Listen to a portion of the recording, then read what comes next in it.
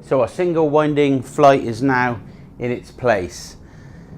I've shown you how to join the bottom straight flight to your winder box and then shape the left hand string, and then your upper flight to the winder box and shape that curved string. There's a few things I wanted to show you.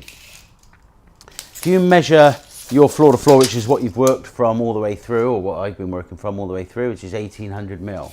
There's a couple of little tips I wanted to show you. Obviously this is 1800 mil and we have done 9 treads total. 1, 2, 3, 4, 5, 6, 7, 8, 9 is your finished floor. So if you look at the back, when you're working on your instructions and your template, if you look at the back of the instructions, it will tell you what your riser height is. I know I'm on template letter A. On the back of the instructions, it will say A equals 200 mil, B equals 201 mil, C equals 202 mil, and so on.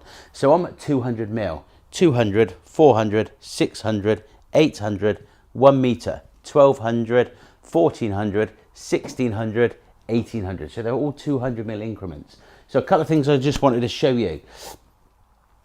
First of all, I've put 600 mil legs on the bottom of the winder box here. So at this point here, it's 600 mil. At this point here, it's 600 mil.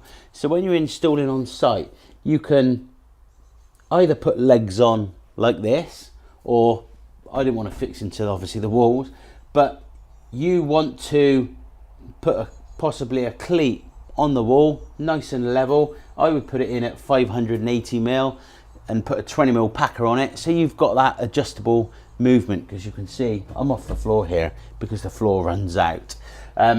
So you can work in your 200 mils. Like I say, this is 600 mil. This is flush with the this is level with the tread 3, so I know that's 600 mil. So you just need to use your maths to work out your useful fixing points. We always say in the instructions, use your last riser and your nosing for sight. So I'll quickly show you this little detail here.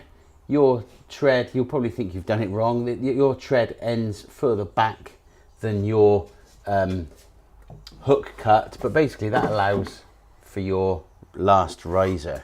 So we simply fit your last riser.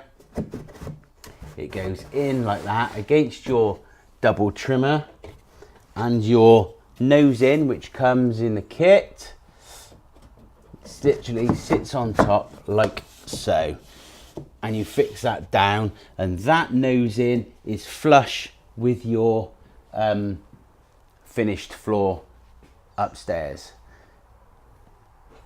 Your hook cut always sits on the trimmer. It doesn't sit on your flooring. It sits on the timber, the support, and your flooring goes around it.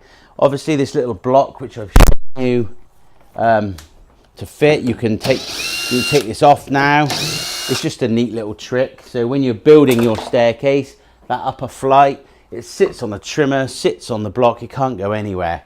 There we are, nice and easy.